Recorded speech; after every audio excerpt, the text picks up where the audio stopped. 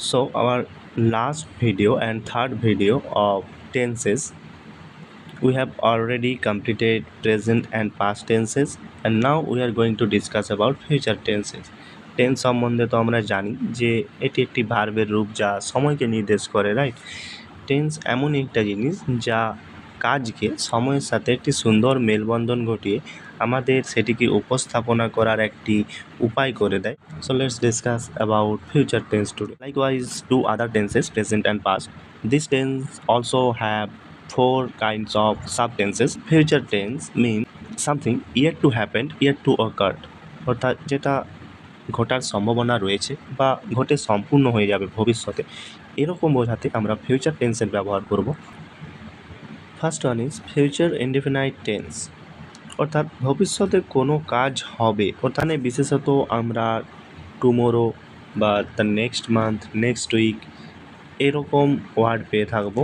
অর্থাৎ এগুলো বোঝায় যে পরের দিন, পরের উইকে, তাই না? তো এগুলো ভবিষ্যৎকে নির্দেশ করে। এবং যদি আমরা বাক্যে উইল দেখতে পাই তাহলেও আমরা বুঝে নেব যে সেই বাক্যটা ফিউচার টেন্সের অংশ, কারণ উইল হলো এই ফিউচার টেন্সের কি পয়েন্ট। এই উইল সর্বত্র ব্যবহার হবে। উইল বা শ্যাল দুটো একই মিনিং করে। মডার্ন ইংলিশে এই শ্যালের ব্যবহার আর নেই। আগে এই শ্যাল অনেকভাবে ব্যবহার করা হতো, যেহেতু এটা আর কেউই ব্যবহার করে না, তাই উইলকেই ফিউচার টেন্সে সর্বদা প্রাধান্য দেওয়া হয়।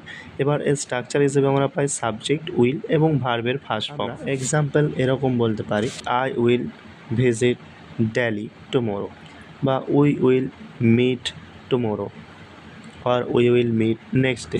এছাড়াও আমরা যে সেন্টেন্সটাকে প্রথম থেকে টেন্সে ব্যবহার করে দিয়েছি, সেই সেন্টেন্সটাকেই আমরা ফিউচার ইনডিফিনাইটে এরকমভাবে ব্যবহার করব, উই উইল প্লে ফুটবল, অর্থাৎ ভবিষ্যতে খেলার কথা বলছি, তাই সেক্ষেত্রে আমরা ফিউচার ইনডিফিনাইট টেন্স ব্যবহার করি। We are moving to future continuous tense. এবার কন্টিনিউয়াস টেন্স বলতে যেটা কন্টিনিউ চলে যাবে, কিন্তু সেটা ফিউচারে অর্থাৎ ভবিষ্যতে একটা সময়ের জন্য চলমান থাকবে এমন কাজ। এবং এটা স্ট্রাকচার হবে সাবজেক্ট, তার সাথে উইল এবং বি যোগ করব, এবং ভার্বের সাথে আইএনজি যোগ হবে। এক্সাম্পল কিছুটা এরকম হবে, I will be playing football tomorrow. এখানে আমরা সাবজেক্ট পেয়েছি উইল, তার সাথে বি যোগ করেছি, ভার্বের সাথে আইএনজি যোগ করেছি, অবজেক্ট দিয়েছি এবং একটা সময় যে কালকে, অর্থাৎ যেটা ভবিষ্যতে বোঝায়, তাই তো। তো I will be playing football tomorrow, অর্থাৎ এটা বাংলাতে যেটা বোঝায় আমি কালকে একটি নির্দিষ্ট সময় বা হয়তো এই সময় ফুটবল খেলতে থাকবো। ঘটনাগুলোকে বোঝাতে আমরা ফিউচার কন্টিনিউয়াস টেন্স বলে থাকি। যেমন I will be playing cricket tomorrow, I will be flying.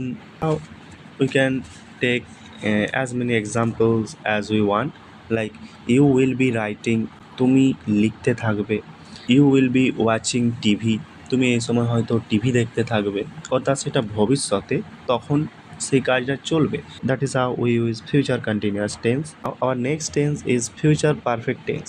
Perfect means ভবিষ্যতে নির্দিষ্ট সময়ে ওই কাজটি পারফেক্টলি ডান হয়ে থাকবে, অর্থাৎ সেটা সম্পন্ন হয়ে থাকবে। সেসব ক্ষেত্রে আমরা ফিউচার পারফেক্ট টেন্স ব্যবহার করব। যেমন সাবজেক্ট উইলের সাথে হ্যাভ যোগ করব এবং ভার্বের থার্ড ফর্ম আনবো। যেহেতু হ্যাভের সাথে ভার্বের থার্ড ফর্ম ছাড়া অন্য কোনো ফর্ম আমরা ইউজ করতে পারি না, তাই উইলের সাথে হ্যাভ যোগ করে ভার্বের থার্ড ফর্ম নিয়ে আসবো। এবং ফিউচার পারফেক্ট টেন্সের এক্সাম্পল হিসেবে আমরা এরকম কিছু বলতে থাকি, সে 2 ঘন্টা ধরে খাবার খেতে থাকবে, আগামী 10 মিনিটে আমরা টেন্স পড়া করে থাকবো। ইংরেজিতে আমরা বানাতে পারি, we will have finished tense within 10 minutes. আমরা 10 মিনিটের মধ্যে টেন্স পড়া শেষ করে থাকব। ভবিষ্যতে 10 মিনিট পর আমার টেন্স পড়া কমপ্লিট হয়ে যাবে। তাই সাবজেক্ট উইল হ্যাভ, তার সাথে ভার্বের থার্ড ফর্ম এবং তার একটা সময় না দিলেও চলবে, এটা বাড়তি অংশ, যেটা আমাদের মূল স্ট্রাকচার উইল হ্যাভ ফিনিশড বা উইল হ্যাভ ফিনিশড টেন্স। আমরা একটা কাজ সম্পূর্ণ করে থাকবো একটা নির্দিষ্ট সময়ে, তাই তো সেক্ষেত্রে আমরা ফিউচার টেন্স ইউজ করলাম। এছাড়াও আমরা অনেক এক্সাম্পল নিতে পারি, যে you will have come here, তুমি এখানে চলে আসবে, এবং you will have eaten the food, তুমি ভবিষ্যতে খাবার খেয়ে থাকবে। তুমি Now coming to the next tense and last tense, future perfect continuous tense. When we talk about future perfect continuous tense, আমরা বোঝাতে চাই যে ভবিষ্যতে নির্দিষ্ট সময় পর্যন্ত একটা কাজ চলবে। ফিউচার কন্টিনিউয়াস এবং ফিউচার পারফেক্ট কন্টিনিউয়াসের মধ্যে এটুকুই পার্থক্য যে ফিউচার কন্টিনিউয়াসে শুধুমাত্র কাজটা ভবিষ্যতে চলবে বলে বোঝানো হয়, কোনো টাইম লিমিট থাকে না। কিন্তু পারফেক্ট কন্টিনিউয়াসের ক্ষেত্রে আমরা টাইম লিমিট পেয়ে থাকি, কতক্ষণ ধরে কাজটা চলবে সেটা বুঝে থাকি। প্রতিটি টেন্সেরই স্ট্রাকচার সেম হয়, তাই আমরা যেমন পারফেক্ট কন্টিনিউয়াসের ক্ষেত্রে সিন্স বা ফরের ব্যবহার পাই, ঠিক এখানেও সিন্স বা ফরের ব্যবহার দেখতে পারবো। স্ট্রাকচারটা হবে subject will have been plus ভার্বের আইএনজি এবং তার সাথে সিন্স অথবা ফর, যার ব্যবহার তোমরা চার্টের মাধ্যমে স্ক্রিনে দেখতে পাবে। স্ক্রিনটা পজ করে তোমরা পড়ে নিতে পারবে এবং তারপর সময়ের ব্যবধান অর্থাৎ সময়টি দিতে হবে। কারণ হিসেবে আমি এরকম বলতে পারি, I will have been playing football for 2 days. এখানে আমরা সাবজেক্ট পেলাম, উইল হ্যাভ বিন পেলাম, ভার্বের সাথে আইএনজি পেলাম এবং ফর বা সিন্সের ব্যবহার জানতে পারলাম এবং সেই সময়টা তারপরে দিয়ে দিলাম। এটি হলো একটি ফুল স্ট্রাকচার, অর্থাৎ নির্দিষ্ট সময় পর্যন্ত ভবিষ্যতে একটি কাজ চলবে এমন বোঝাতে আমরা এই টেন্স ব্যবহার করে থাকি। এবং এর অন্যান্য উদাহরণ আমরা বলতে পারি, সে 2 ঘন্টা ধরে খাবার খেতে থাকবে। She will have been eating food for 2 hours. সে 10 সাল থেকে প্যারিসে থাকবে।